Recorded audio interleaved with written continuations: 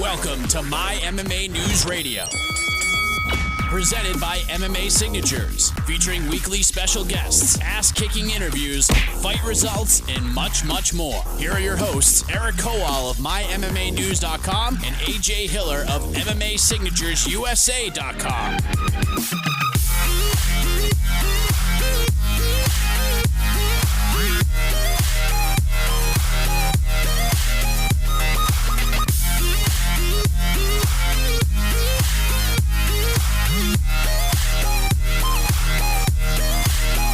Welcome everybody to another week of My MMA News Radio.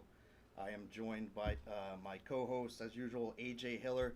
Tonight we have the Maverick MMA featherweight champion, Scott the Animal Heckman, in studio, coming off of another win this past Saturday night at the Sherman Theater in Stroudsburg, Pennsylvania. You look like you got hit by a truck. The fight was amazing. How are you feeling tonight? It's always feeling better when you're coming off a win. When you come off a loss, the pain and suffering is a little tougher. So, feeling pretty good. All right, as we get into things, we're going to talk to Scott a little bit about the fight. But first and foremost, the intro you heard there tonight, that's brought to us by Mike Heck of SFLC Podcast. Make sure you check them out. They do great work. I've got AJ here.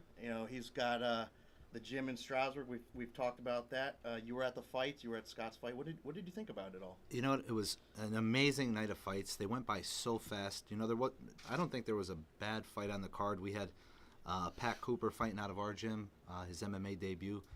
He had a great showing, and every fight that night was just a great fight. I was a little upset about the Heckman fight because, after the third round, I thought it was a 5-round fight. So I was like, all right, two more rounds, and then they're hugging. I was like, oh. I'm glad he didn't think it was a 5 round. Yeah, right. It was another amazing fight. So Scott, since we've got you here, we're talking about the fight. Amazing fight. The first one, this was a rematch. The first one was in July. You won the title, and I've personally said it was one of the best fights I've ever seen in this region. I was happy that the rematch was booked. We've talked about it, you and I, about how it all came together. Rob Sullivan was just the immediate choice. You just had to do the rematch. You did rounds 4, 5, and 6. Again, went to a split decision in your favor. What did you think about the fight overall, and how did you feel going into it, and how do you feel now? You know what? I felt like that fight was a lot closer than the first one. I went back, looked at a lot of film for the first fight, and it wasn't as close as I thought. It should never have been a split decision. And out of respect for Sullivan, because he showed up, he was ready, he was a professional, I was like, let's do it again. We said, actually, after the third round, we looked at each other in the first fight, we said, let's go 2 more. Let's make it a 5-round fight, and he was all for it. And then after the fight, we met up, we talked, and he's like, let's, down the road, let's fight again. I didn't think it would be this close or this soon. And then Willie brought the opportunity for Maverick 2 for Sullivan and Heckman fight, and I was like, let's go for it. And as you can tell, on Saturday it was another epic war. I mean, him and I just stood toe to toe. There was a lot more, I think, on my side, wrestling and takedown. Sullivan's never been taken down his whole entire career, and I took him down 2 or 3 times in the fight, and I think that really helped in my favor. You and I talked immediately following the fight. I mean, I was right there at the cage. You came up to me and you said, "What do you think?" And I told you again, great fight. But in my perspective as a fan, I'd love to see rounds 7, 8, and 9.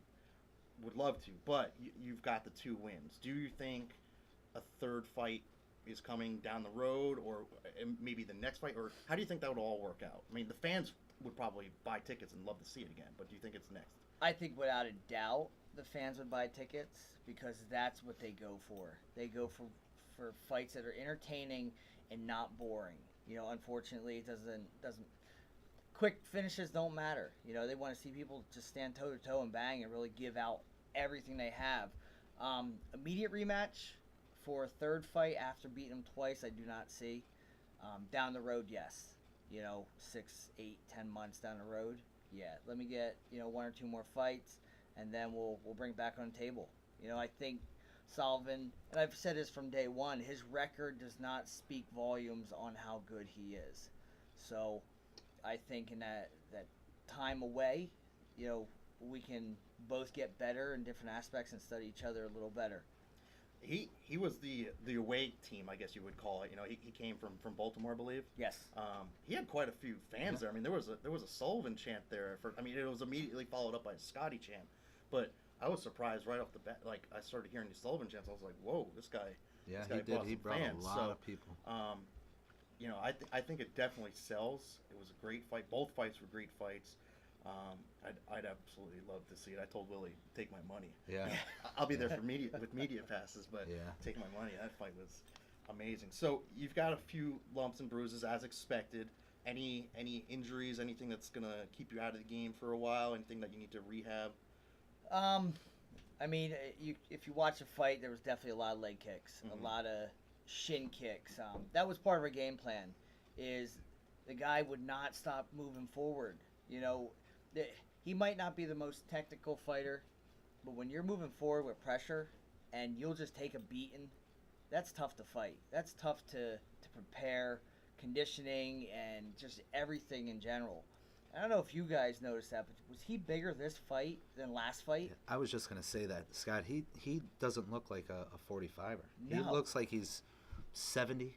He's a big dude. And even though he's a couple inches shorter than you, he looks that much bigger, though. Yeah. Yeah, he looks like the Incredible Hulk in there. I don't think I was a small fighter, but my game plan, one of my strategies was to hit the weights for this fight, be a bigger fighter. And at weigh-ins, I think I accomplished that. But when we stepped into that cage, I was the smaller fighter again. And it was like a little mind-shocking, but, you don't let that deter you. You just go with your game plan and try to accomplish it. How much weight do you cut to get to 145?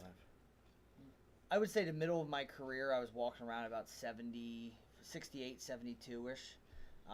So I lean down. The older I get, it is a little harder. But now I walk around like 62, 64. That makes a huge difference. The week of the fight, I used to cut 14 pounds the Monday before. Now I'm at about 8 to 10 pounds. So it's a huge difference when you're trying to cut weight mentally, physically. It's not as draining. So it's a lot better on me. Could you talk a little bit about like the preparation for this fight, knowing that you already had 3 rounds in the books with him? What did you see maybe that you took to the gym, in preparation for this fight? And who were you training with? Well, what surprised me the first fight is his strengths. He was super strong against the cage. His hips were super strong and very heavy. I've never had issues taking anybody down, and he was the first guy. And, if you listen to the last fight on the commentating, they said, I wonder if it's weighing on him mentally. It never does, but it does get frustrating. So you have to use different angles and different ways to get to your areas that make you better. So I started wrestling a lot at East Stroudsburg University. I was going to their morning practices, their night practices. I had a couple guys that would do a double session there and then do a third session with me after work or late at night. And I owe them a lot of props too. Also, we worked on our front leg kick because he's very heavy. Because he moves so forward pressure-wise, his angles aren't that great, but his pressure is unbelievable. So we want to chop his front leg to slow him down and to kind of have him thinking about that during the whole entire fight. And I think it worked. Yeah, absolutely. I think it did. What did you notice, I guess, in this fight in the first round? In my opinion, and I think you even told me this, the first round you kind of had a little bit of trouble getting your footing. It seemed something was going on. It seemed like you would take a step back and kind of almost like slip. Was there something going on there, and what did you do to adjust? What surprised me for this fight, I didn't know if he was going to pressure me or lay a little back for this one. And he started to fight the way it ended off, pressure forward, but his volume with his punches were a lot more. For some reason, I felt like in his hands a lot more power for this fight than last fight. I didn't feel anything last fight. And this one, it was... Every time he struck last fight, it was almost like a pushing punch. I don't know if you understand that, but this one I felt it. And so I had to readjust and pick my punches. So, if first round, I give to him. I don't think it was that far off, but I do think he got the win the first round, and then the second and third round, I adjusted and persevered. So we're not even about like 48 hours. I think we're about 46 hours since your fight took place. I know you probably really haven't had a chance to sit back, talk to your family, your coaches, Willie, the promoter. But what do you see down the road as far as defending the belt? Is there anybody on your radar? Is there anybody that they're talking to you about, or when? Yeah, I mean, like I told you before in our last interview, there's a lot of people on the list. Get in line, and I'll pick. And I'm not afraid to fight anybody, but I'll fight them smart. I'm at the in my career with over 30 fights that I can pick my fights. Yep. I can choose the fights that make sense, and you got these 500 fighters or people with losing records that are calling me out. They don't deserve to be calling anybody out. Get a couple wins, get a winning record, and then we'll talk. But there are a few people, on my radar. I'll talk to Willie or somebody about it, and we'll get it working. But I do see myself getting one more fight this year. Now they do have that card coming up December 2nd. Is that something that you're looking? Absolutely. I didn't know if he announced it or whatnot, but yeah, December 2nd, probably 98% sure, ready for Really? that fight. Yes. So about 2 months off. And 9 weeks. Interesting. Yeah, that's good. I mean, you defended the belt. That'll be 3 times defending the belt this year. Be 4 fights this year for Yeah. Maverick. I try to stay active. My life was very personal. I had to take care of some things with my wife, my family, and ever since that took place and things transpired and got resolved, I have all this free time. I shouldn't say free time, but I have time to be focused and time to do what I love. So. I thought that was very awesome of you to, openly talk about that. We won't get into that right here today, but I thought it was very, big of you to come out and talk like this. So I appreciate that. At the end of the day, if that's not right, nothing else will be right. So you got that taken care of. So now your career is basically just starting, if you think about it. It really is, because ever since before that time, my career was at the best, at the height that it could be, and then with distractions, stuff happens. Yeah. So you were the main event. Also on the card, I believe you trained with the co-main event winner, Joey Angel, right? Or I haven't trained with him, but my coach, your coach. Jason Sargis, has. Okay. And Joey, he seems like a legit guy. Him and I hit it off from the second we met, and we're probably going to train together for the next camps and stuff. He might come out here. I don't know. I might do a long weekend out there with him. In Vegas? Yeah. I mean, if my work allows it, if I can get 4 or 5 days off, that Nice. I'll make the trip. He's a great kid. I got to spend some time with him and his brother. Will put me to work. I had the limousine, and I was bringing the fighters back and forth to the Sherman. Way to plug your. Oh yeah, we got to do that. Why don't you just give out the phone number and everything? I was over there to pick up the amateur fighters for their. Hold on. Okay. You only picked up the amateur fighters? You didn't pick up Scott? You didn't pick No, up... no. Scott stayed at his home, I believe. He didn't stay at the hotel. What was it, on Friday? Saturday. Saturday. He's got a limo business. Yeah, I saw that one. It was nice. I'm a pretty private person. I like to be by myself and focus, so I did see the limo, and I drove myself that day. That's cool.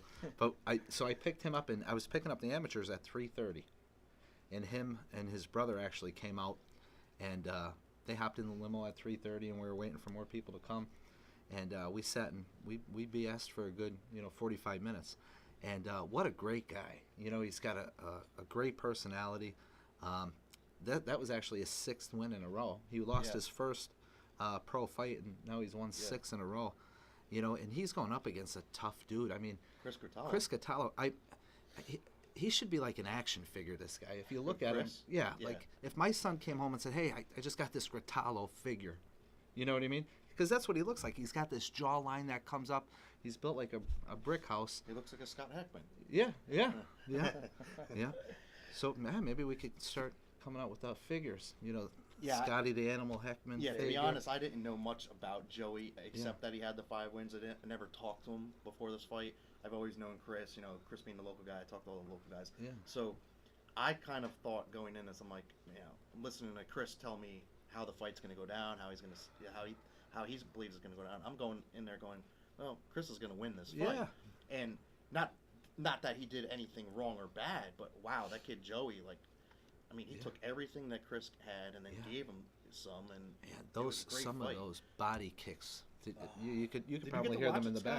Scott, or I was watching on Facebook Live, and both of them were throwing some mean you kicks. couldn't just step out from the curtain? No, I couldn't. I stayed down there or down in the locker room, but just hearing the snaps from the video, from the body kicks, were like, thank God I wasn't the person receiving those kicks from either end.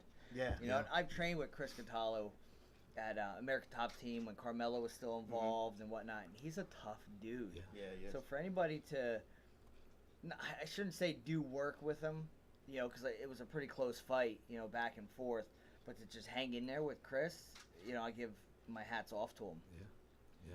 Yeah. Also on the fight, the fight card we had an atom weight fight. Yeah. Lindsey Van Zant, 105 pounds. Rachel Sazoff, second round TKO. What do you think of that fight? I thought it was a great fight, and not Van Zant. How do you pronounce her last name? Rachel Sazoff. Sazoff. Yeah. Will's the king of putting together fight cards with crazy last names. But Sazoff, she came out. You would never think in a million years that this girl was a fighter. Oh yeah. You just look at her, and wow. I was like, oh my gosh, and even from the side profile, if she turned a little to the left, you couldn't even see her. That's how thin this girl was, and she just came out and had no expression on her face, just stood there. And actually, during that fight, I was talking to Destiny Quinones, Yep. and I said, wow, what kind of experience does she have? And she actually had a GoPro.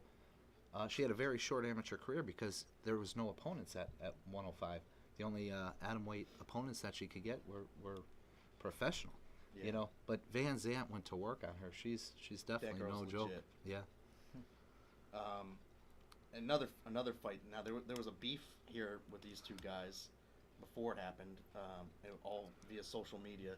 Tommy Espinoza versus Federico Vento. Now I found this interesting because I didn't talk to Federico. I think that's how you say his last name, Vento. I didn't talk to him before the card at all. Right. I just talked to Tommy. Again, it's kind of like the Grutallo situation. I didn't really know much about his opponent, but I know Tommy. And then we saw him out at Warrior Bar afterwards, and he's all banged up, Federico. And he tells us he flew in from Hawaii for this fight. Yeah. He had to pay. That's how dedicated these guys are. For anybody that's listening on Genesis Radio, it doesn't really understand the sport of mixed martial arts. There's a lot of dedication in this sport, and this guy paid a plane ticket from Hawaii, which is it was $1,400. His plane not ticket. a cheap flight. He came here to get punched in the face. Yeah. And I think he made a couple $100 off it, and he lost. So he did that to better his career. So that kid, I'm gonna reach out to him. I'm gonna talk to him. But I thought that was really cool. I mean, not many people could say they would. You might be a fighter, but you're not really dedicating that much into it, where you're gonna pay, knowing you're not gonna make any money and you could get hurt. Right. And I remember Will telling me that he called because he didn't have an opponent for Espinoza. So this kid called and said, I fought everybody out here in Hawaii. There's no more competition for me. I see you have a show coming up. I'm 125. Do you have anything for me? So it worked out perfect to fight Espinoza. But this was Federico's debut. And I'm not sure how many fights Espinoza has, but I think he's 3-1. 3-1. Like that. He lost his only fight out of his weight class. Okay. But there was some beef between that, right? Yeah. Because the kid did a GoFundMe, to try to get plane tickets and whatnot, wow. and Tommy never thought the fight was actually going to happen. Yep. Because he had fights before back out, so there's some turmoil there, and Tommy was gonna back out of the fight, and then he saw a screenshot, I believe, of the plane ticket. Wow. The guy manned up. Yeah. So. And again, and it was a good fight, I heard. Yeah. It was a good fight. Forth. It was a good fight. It was very competitive. And another thing, not just flying here and the jet lag and all that, whatever, cutting the weight and that whole process, but he came with just one person. Yeah. I think it was just his dad. I mean, No, you don't come with that a was fan his base. buddy. His Yeah. buddy or Yeah, it's his coach. Yeah. Okay. But And Yeah. Tommy probably came at 50 plus. I mean, Exactly. Pure represents Pure Yeah. MMA Yeah. with Andy Main and Mikey Main's gym. They really come and support their team. yeah, then the first pro fight on the night, your teammate, your good buddy Ricky Nuno, against Travis Foster.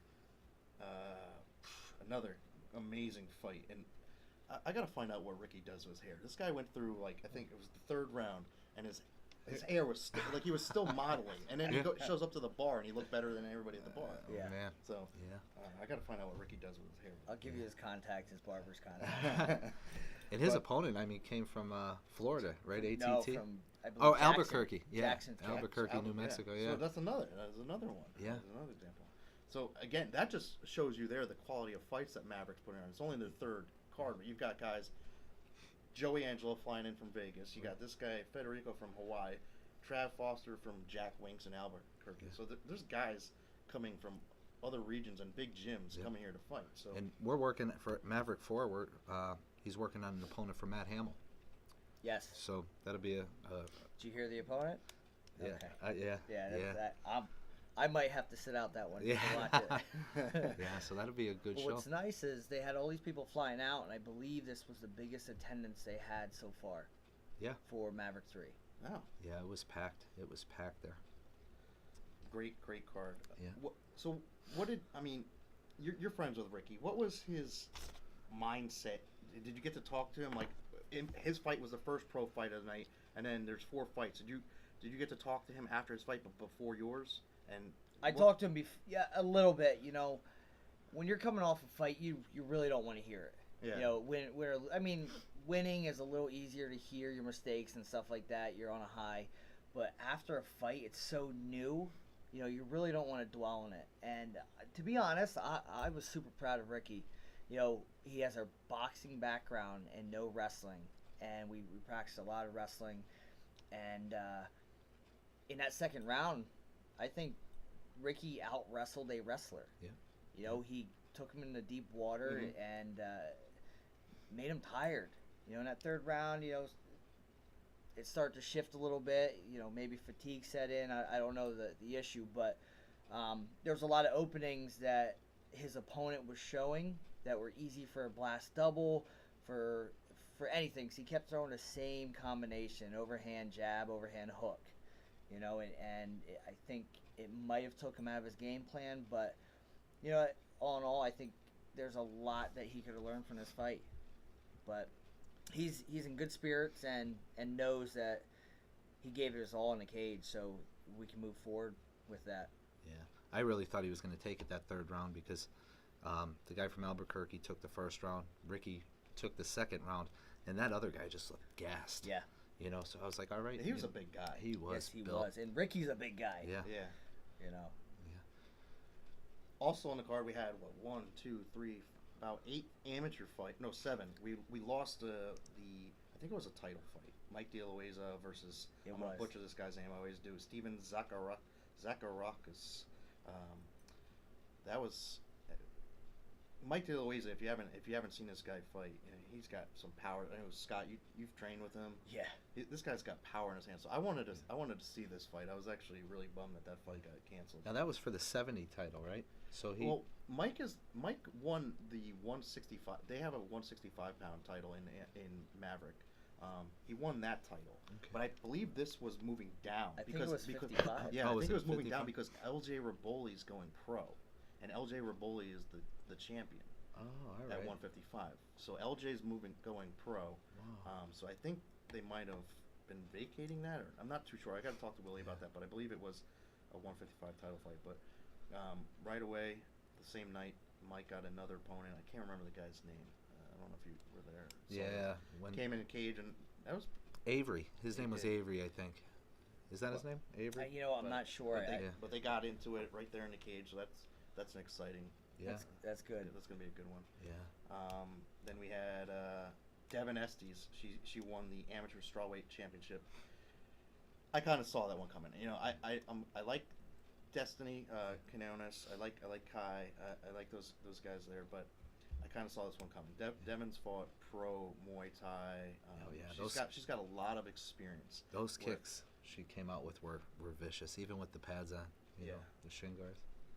A couple other fights. K Dojo guy, David Giuliano. Oh my goodness, that whole gym. They should just build. I said this, and then somebody told me, James Jefferson already did this for Global Proving Ground, but I think they should take the whole gym of K Dojo, all these Russian fighters, and just put them all on one card and have it like Russia versus USA or something like that. Yeah. Because those guys are just animals. They're all beasts. I think they finished every fight I've ever seen. Right. The animals. Natalie Schlesinger defeated Christy Walterbeck, unanimous decision. That was a good fight. Pat Cooper, your guy, right? Yeah. Pat James Cooper. Lyons, a split decision win. Here was a fun fight. Jessica Ruiz defeats Liz Welch. That was a split decision fight. Liz Welch, she trains out of Driven Gym, I think is in Woodbridge. Yes. But that was a good, fun fight.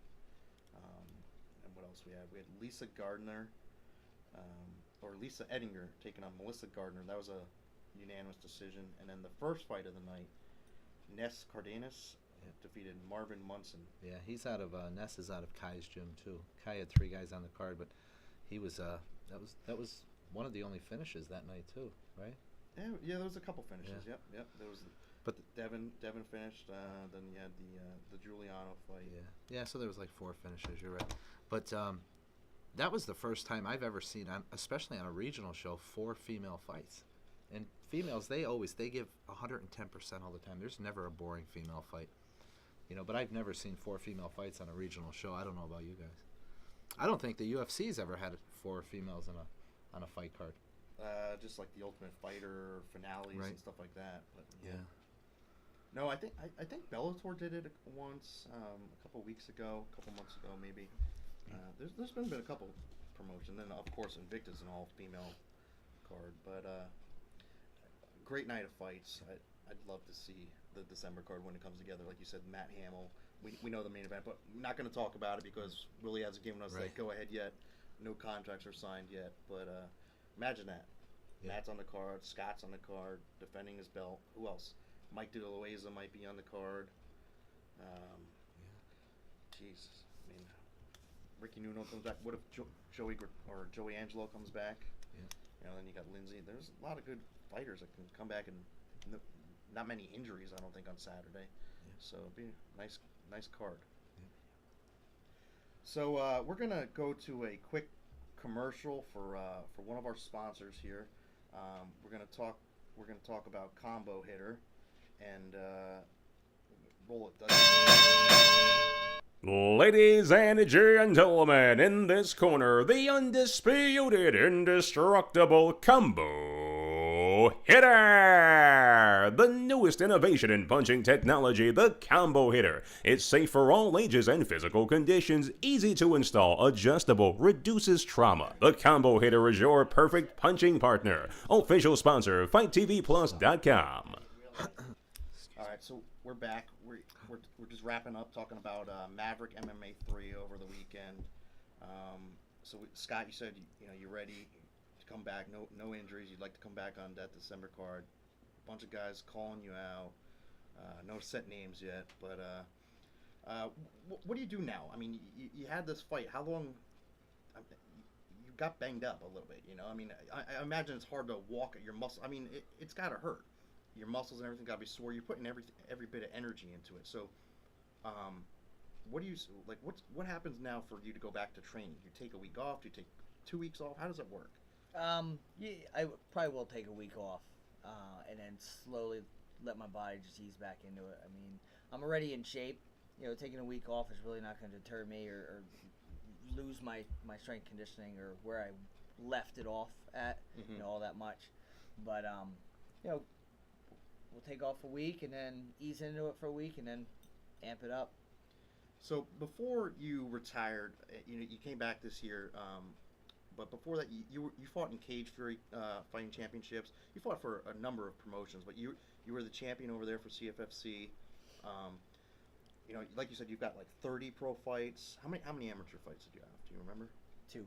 2? Yeah. So how did you go from the quick transition from amateur to pro? Like, how did you just know it was right to do it? And then, You know, walk us through that whole timeline of your career there. Well, it all started when I was my senior year of college at East Stroudsburg. Matt Rizzo, I don't know, I'm sure you know him. He was on The Ultimate Fighter, and he got me introduced to cage fighting and grappling, and you know, I started to love it. I went out and I saw his very first amateur fight in Delaware at the Boys and Girls Club. And after his fight, I walked right up to his coach and said, "This is what I want to do." And his name's Anthony Contuno at Revolution Academy, all the way in Levittown. And he goes, if this is what you want to do, I'll see you Monday. I showed up Monday, and he put me through a heck of a workout. And he's like, "All right, I'll see you tomorrow." You know, and it was a 5-day thing. You know, Monday through Friday, or even Monday through Saturday, I was just training with him. But we probably had over 30 backouts as an amateur before we got our first amateur fight. Jeez. Yeah. And I mean, we went all the way down to Virginia. We went to different states to get fights. I mean, we've actually weighed in day before weigh-ins for an amateur fight, and my opponent didn't show up. No, he showed up to weigh in, but never showed up to fight. And it's like, are you kidding me? You know, you sell 50, 60 tickets, and you still got these people who get hotels. Yeah. Well, that's funny because he did say he get a flat tire and he was stuck in traffic and just never showed. I think it was some Campbell kid, but that's why you gotta have a limo service driver. Yeah. Yeah, right. Never have that always problem. help. Never have that problem. You know anybody? I do. I really. But do. then we fought 2 more guys that I believe from Brad Daddis's camp, and we fared very well with them. And then my coach and I, we sat down. We said, "Listen, let's not go through the hassle anymore. You already have the wrestling ability. We'll build your career up, and then we'll make you grow from there. You know, with your hands and everything else." So that's what we did. You know, and we didn't look back ever since. Now you were a wrestler though. I'm in the Penargil area, right? You Bangor area, Bangor yeah, area. Bangor, Penargil. Yeah. So how many years did you wrestle before? I mean, I've wrestled since I was in kindergarten, and I went. I had a full scholarship D1 college at Bloomsburg. Then I transferred to East Stroudsburg. So I've been wrestling all my life. Now, was this something like your family just said, you know, when you were in kindergarten, said, "Hey, let's go in wrestling," or was there like a history of your family wrestling, or how did? No, there was no. I mean, my dad wrestled for Easton, but it was never. I don't know if he wrestled all 4 years, but I know he wrestled a little bit. He played a little bit of football, but there was just sign-ups. They wanted me to try a sport, you know, at 5 years old, and he said, "Let's do this." He decided to coach, and I've been wrestling ever since. Now, how old are you? You're 34, right? 33. 33. In your prime. Yeah, just yeah, in your right. prime. And you said 30 pro fights. So, I mean, What- go ahead. What's your goal? Like, if you got a call today, you know, for one of these bigger promotions, is that your goal still? I mean, I believe that's everybody's goal, but honestly, my goal now, since 32 fights, 33 fights in, is just to continue having fun. Yeah. You know, because like I told you before, once it's no more fun in this sport, I'll easily walk away. Right. You know, I did it one time, you know, to collect my personal life, get it in order, but you know, when it's not fun anymore, you're doing it for the wrong reasons. Right. You're forcing it. But in your blood is that competitiveness. Like, I'll give you an example. Matt Hamill, you know, he's retired twice. I've tried to have Matt retire every day. Yeah. You know, it's time. Let's go out and start making money. Other opportunities. Now Matt is 40 years old. You know, so he's got you still by 7 years. When you're that competitive, you know, it's just in your blood. Matt tells me he's going to fight till he's 50 years old, and there's no stopping. So I don't even talk to him about retiring anymore. I just say, when you're ready, just let me know, and we'll work on the rest of your future. So that competitiveness is still going to be with you, you know, 10 years from now, probably. You know, and even if you say, okay, this is it, I'm going to retire, there's a chance a couple months down the road that you'll want to come back again. You know, and I think Brian Stan said it on Ariel's show the one day. He said, you know, he wanted to come back and fight for 2 years, you know, but he just told himself every day, I'm not going to do it, like, to try to break that habit. But once you're a competitor, you're always a competitor. I agree with you 100%. I mean, but it comes to a point, what's more important? You know, if the next few years I have 2 kids right now. I've missed some time with my daughter, a few years that I'm catching up with, and I don't want to miss that time with my son. You know, working full time and training full time as well. Where do you work? I work at Lehigh Hansen. Oh, you're a teacher? No, Lehigh Hansen is for the cement company. I work for the nice. union as maintenance. Oh, nice. And what's nice, it's a mile away from my house. I have a great schedule, and I'm able to see my kids. It allows me to train and whatnot. But that's the biggest thing is lack of time not seeing them. Right. They're more important than anything in this world. Yeah, so absolutely. I don't know if Matt has kids or not. Yeah, he has 3 kids. He has a 16-year-old daughter, Okay. a 4-year-old daughter, and a 3-year-old son. His son's already 3? 3 years Wow. old. He just turned 3. I remember, wasn't she? Friday. She was pregnant when we went bowling with her, and she was pregnant. Oh, that was 3 years ago. Wow. No That's kidding. awesome. Yeah, he just turned 3 last week. Time And flies. he's crazy. This kid is, like how you say, like I say, my son was crazy or my daughters were crazy. His son is literally crazy. Yeah. Oh my God, this kid, no fear in this kid. His 4-year-old daughter gets on the 4-wheeler.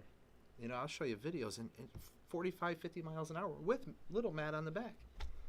It's at what we just filmed. About a month ago, UFC came up and we did Where Are They Now? Yeah. And you'll see on this episode, once they release it, probably next month in November, UFC Where Are They Now?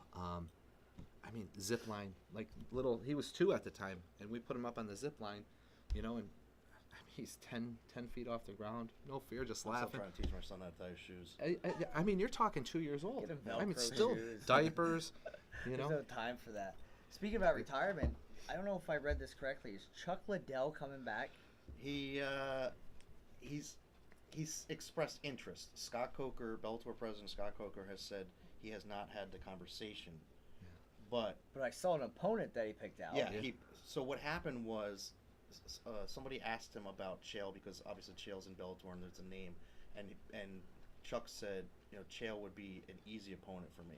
That's how it starts. That's what started it, and then Chael came back and said anytime or something like that, whatever. So it got the ball rolling. It got media talking. It got the fans talking. So that's exactly what Bellator does, is with these legends and trying to sell the fight. And Chael, nobody knows how to sell a fight better than Chael, or well, Connor, but that's what Chael does, and he'll make some money off of it if he fights Chuck. Absolutely. Yep. And with Chuck, with all this time off, that might have given his brain some time to heal. Because he got knocked out. He wasn't like a TKO type. He was getting knocked out. He looks good. Like people have said, he's in great shape, but I think he's 47. Yeah. So, and he hasn't fought in 7 years. There's a lot of medicals that he has to. Yeah, he has. So, before he even we even talk about it, he's got to pass medicals, CAT scans, all that. There's a lot of stuff that's changed, Right. and then he's got to get into a full camp. 7 years off. Yeah. If you're a fighter, you're always a fighter. But to get into that kind of peak condition, if you look back at that June fight, the Vanderlei Silva versus Chael Sonnen, we were there. Right. It was a horrible fight. Yeah. It was a horrible fight. They were both gassed. It was boring, and then half the time the crowd, the cameras were pointing to Tito's big head, Right. Because Tito and Chael were jawing at each other during the fight.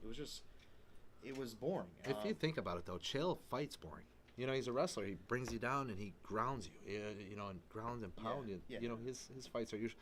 Everybody was waiting for Wanderlei Silva to have that one punch, knockout. But what Chael does is he gets people out of his game, just like Conor McGregor with his mouth. Yep.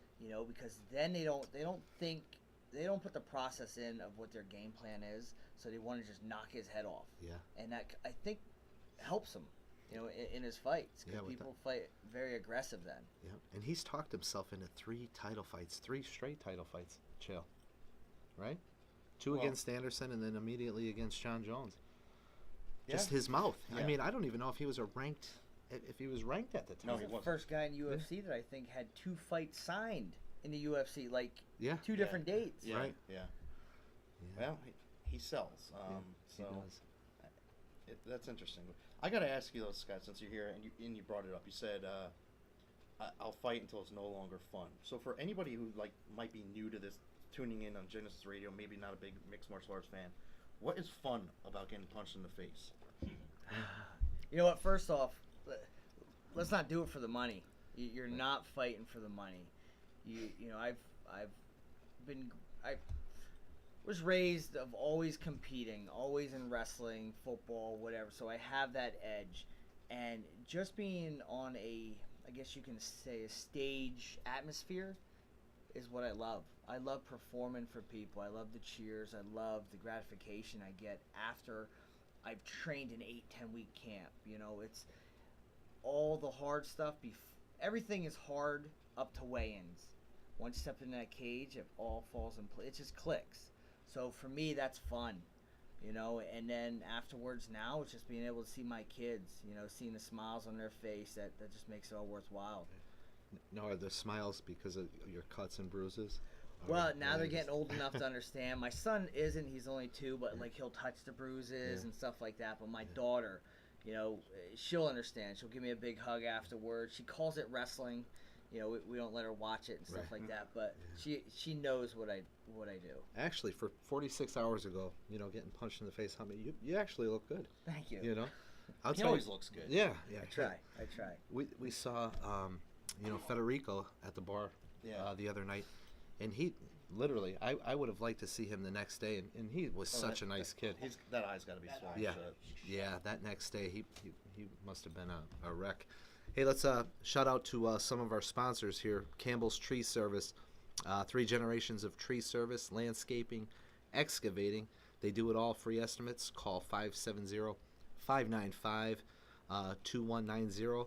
And also Juiced, healthy alternative to eating. They have great food, smoothies, and they're located at 564 Main Street in Stroudsburg. We'd also like to thank our newest sponsor, Forza Sports. Check out forzasports.com for all your training equipment. Bellator 184 this coming Friday. We've got Bellator and then UFC 216, the pay-per-view on Saturday. I got to ask you, Scott, on the card there's a couple featherweights, Daniel Strauss and Emmanuel Sanchez. Now, I don't know how much you watch Bellator or not, but when there's these promotions like this, like Bellator or World Series is no longer around. It's called PFL now, but you know these guys in these other organizations, featherweight guys, maybe lightweight, maybe bantamweight, that are potential opponents for you. Do you pay much attention to them or is it kind of like Well, before I retired the first time, yeah, I did nonstop. I think I was a little too addicted to watching everything, every World Series, just everything in general. And now, after I came back, I stepped back. I don't focus too much on it because you just start obsessing. Eats a lot of your time. But guys like Daniel Strauss, he's tough. Yeah. But it depends on what day he comes. You know, he's a guy that he'll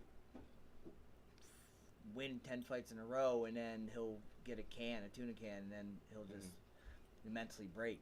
You know what I mean? How does that work as a fighter? Like when you go into a fight, I'm sure it's happened. You've had 30 fights where you go in there and you're like, man, I'm gonna win this fight. I know I can. I've trained my ass off. I should win this, and then say you don't. Like, what do you say to yourself afterwards, and like how do you, I guess, get back into the game? You gotta take every loss as a grain of salt. You go back on the drawing board, you look at the videos, the footage, and you see where mistakes happen. Sometimes fights are just pure luck. You know, you get caught, you get clipped. You know, it could change in an instant. For instance, we'll go way back when I was in a tournament for CFFC when I fought Brian Kelleher. I had an amazing camp, awesome weight cut, and then had a horrible reload. You know, I went to the Cheesecake Factory out in Philly, and I just did everything horrible that you shouldn't do. And it showed in the fight. And that fight was 100% guts and heart because I was gassed. I don't know if I had I don't know. It's just I had so much sugar, so much junk in my stomach, and I just fought like garbage. But, it's just tough. You got to do everything right and hope for the best. So cheesecake's not good for after? The Cheesecake Factory is no man. good. I probably had 5,000 calories in that one meal. When he says it's not good, I don't want them suing us. Right. When I say he's not good, meaning it's good, but it's not good to to have after cutting weight and then going into a fight. Yes, Right. absolutely. I do recommend a place. Yes, I do, but not after weigh-ins. So UFC 216 on Saturday, we've got the main event fight for the interim UFC lightweight title because this guy Conor McGregor is just sitting on the sidelines. It's Tony Ferguson versus Kevin Lee. A little bit of jawing back and forth there. What do you like about this fight, and are you watching? Are you sold? Are you buying the pay-per-view? Are you talking to me? I'm talking. Oh, good. I'm talking to everybody. But yes, I'm excited about this fight. You know, the crazy thing is that they're taking an interim title fight and putting it as the main event, and then below this is another title fight. Well, the reason for that is the last fight with Borg and Johnson fell off the card. Right.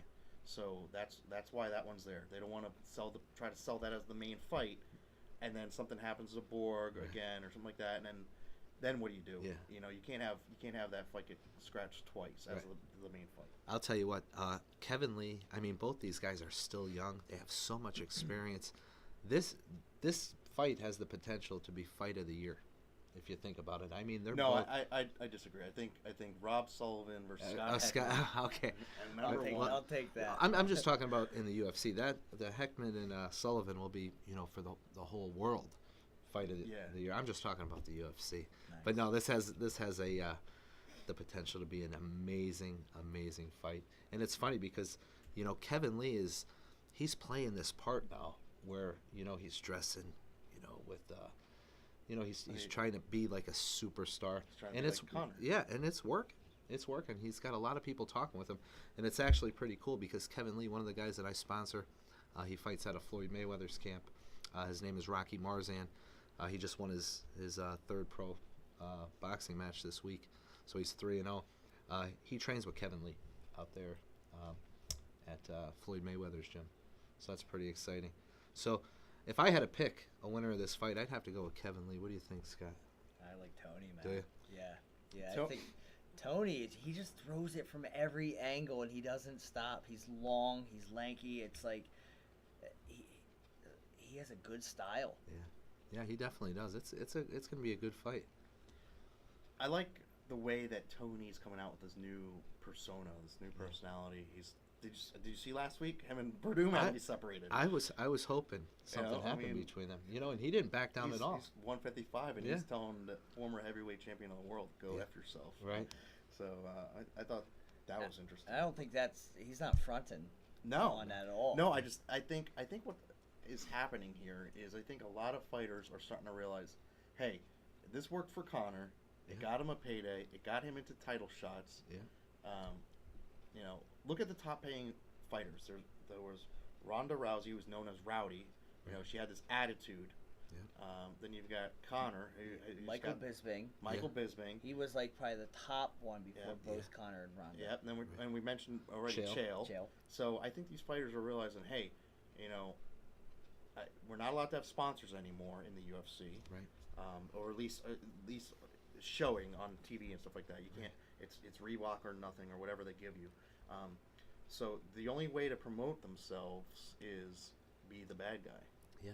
Or use your mouth to get there. And I think you're going to start seeing a lot more fighters do that. Yeah. You know what? Not to get off the subject, but did you see Jeremy Stevens' tweet this past week? With Conor's mother. You're late. Well, I couldn't stop laughing. But yeah, he was also 10 months late on that one. No, he came out at the perfect time. Did you see that, Scott? No, I didn't. Well, you remember the whole Conor, who the fook is this guy? Yeah. Jeremy comes out with a tweet with Conor's mother. Your mother knows who the fook I am, or something like that. So he took a picture with her, with Conor's mom. Okay. And it was probably, I don't know when the photo was, but I'm thinking it was probably like after the Mayweather fight or something like that, where she was there, because I can't imagine her going to a UFC event that Conor's not on. Yeah. So Jeremy was probably there and said, "Oh, here's a perfect opportunity." Perfect. She has no idea who I am. Yeah.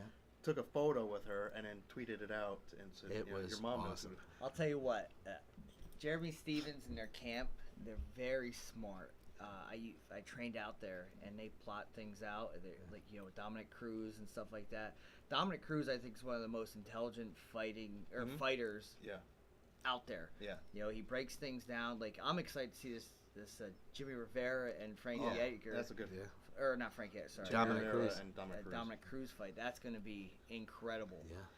So, back to the mom thing. Right. Did you see what it goes even further now? So Jeremy Stevens put out something like, "I want to fight so and so." You know, a couple names, and he mentioned Korean Zombie. Yes, Oh, I saw wow. that. So then Korean Zombie wrote back with the picture of Yeah. Connor and said, "Who the Oh, is this did guy?" That's funny. So it's come full circle, but it's pretty interesting. Also, we got for UFC 216 co-main event. We talked about this a little bit. Demetrius Johnson going up against Ray Borg, defending his title, flyweight title, could beat Anderson Silva's record with this win if he wins. Do you think he gets it done? You know what? Yeah, I always like to see records being broke, but we have to break. I every time Demetrius fights, you know, I'm a fan of who he's fighting, you know, because, you know, the guy's so dominant, you know, and his opponents are always such a large underdog that I'm always rooting for the opponent. You know, Ray Borg, he's no joke. He's a tough guy. You know what? I'd like to see Demetrius break that record. Yeah, I can't disagree with you there. And then, you know, at the same time too, say Ray does win, he's had a couple weight issues. So Yeah. I mean, how many fights could he headline at 125 defending his title, where he has to make, when it's a title fight, you can't be a pound over. Right. No. So, you know, how many fights does he put in jeopardy, if any? I mean, I'm not saying that he can't, but he's got a history of it, so it's kind of a fine line there. Yeah. But yeah, I think Demetrius gets it done. Right. Also, you've got, we talked about Fabricio Verdum against Derek Lewis. Somebody's getting knocked out that fight. Knocked out or submitted. That I probably can won't see go. Verdum submitting. Yeah. It probably won't go past the first round. Derek doesn't have the best ground game. He's not fully experienced on the ground against a guy like Verdum. Right. So I could see Verdum getting it down there and just putting him to sleep. Yeah. Yeah. It's going to be another great fight. But, you know, same thing, Verdum. I think he's coming off a loss too, isn't he? They're both coming off losses. Yeah. I'm trying to remember who Verdum's most recent fight was against. It wasn't the Travis Sprout. No. It might have been, but I'd have to double check that. But yeah, that. Oh, was it Alistair Overeem? Was it the Overeem fight? It was the rematch of Overeem. Yeah, I think you're right. Yeah. But yeah, Tony Ferguson, and Verdum got into that argument over the weekend, and Tony said, "Have fun fighting on my prelim." Right. That's awesome. That had to sting a little bit. Yeah, that's awesome. But so Maverick is going to be coming back. What else we've got on the regional circuit coming up? We've got Art of War. I'll be there. We've got USK kickboxing. You guys got to go to those. If you never go, they're in Allentown. Right. At The next one. The Roadway guy. Inn? What's that? Is it Roadway Inn? Yeah, Or it's is it- the Econo Lodge. Okay, yeah. But anyway, Rami Ibrahim, if you don't know who he is, he's the longest active Muay Thai fighter in the United States. He's headlining. He's got this is going to be his 186th pro fight. Wow. 186. Yeah. And it's not MMA, and I'm not like trying to say there's a difference in it, but MMA, you know, you can go, the fight can go to the ground. This guy is like 186 fights guaranteed punching and kicking. Right. You know, How old is he? He's under 40. So Yeah. he's fighting like 3 times a week. Yeah, he's had cards where he's fought like tournaments. Like That's crazy. 4 or 5 fights in a night. Yeah, I'm gonna have to go check those out. When is that fight? That is going to be the 21st, I believe it is. October 21st. I think Art of War is the 14th. Nice. And we've got Bellator coming up, and I just heard today, what's his name, King Mo is out. Is out, He got injured. Oh no. But the headlining fight on that is Alexander Shomenko against Gegard Mousasi. Mousasi's first fight for Bellator. Nice. And then, of course, next month we've got Penn State Bellator. That's gonna be A lot great. of local guys on that card. Yes. We got Brett Martinez, Yeah. who Scott fought. I Yeah. think. I don't know if that was Brett's. Was that Brett's debut No, as a pro? he was 5-0. Oh, 5-0 was he? I know it was his first loss. Yeah, definitely his first loss. It was a vicious loss. Yeah. I mean, it was a good fight leading up to it, but you know, he's tough. Yeah, He definitely he's is. a tough guy. Tough wrestler, coming from a good gym at that time. Yeah. So. Well, now he's out of an even better gym. I don't know if you know that. It's called MMA Signatures over here on Main Street in Stroudsburg, second Pennsylvania. cheap plug of the night. But no, he's training with some other guys too. He's training, of course, down at the Rat Pack and with Jim Simrel, who's another world-class Muay Thai kickboxer. And, you know, Phil Davis. I'm a Penn State alumni, so I'm looking so forward to this card. You know, Ed Ruth is on the card, you know, But gold medals. he's fighting a very tough guy, Chris Dempsey, Yeah. out of Pittsburgh. Yeah. That's And Chris was Chris he, was in the UFC. Yeah, he was recently released, I think, right? Yeah, I'm not sure how long ago it was, but yeah, he was in the UFC. So, good card, a lot of regional guys. And on then the card. something's going on in Madison Square Garden the next day. Night, yeah, I don't know. It's 3 title fights, something like that. That's a stacked card. Yeah. Card. And I saw that they were trying to put together another fight. I can't even remember what it was. I just saw it today, and I think I saw it on Facebook. I can't remember what it was, but whatever it was, they turned down the fight.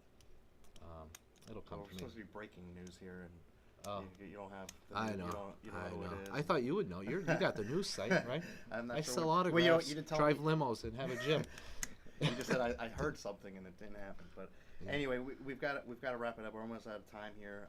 But Scott, before I let you go, I want to know for anybody out there who might be interested in getting into mixed martial arts, you've got the experience. You've been there. You're a veteran of the sport, champion in multiple organizations.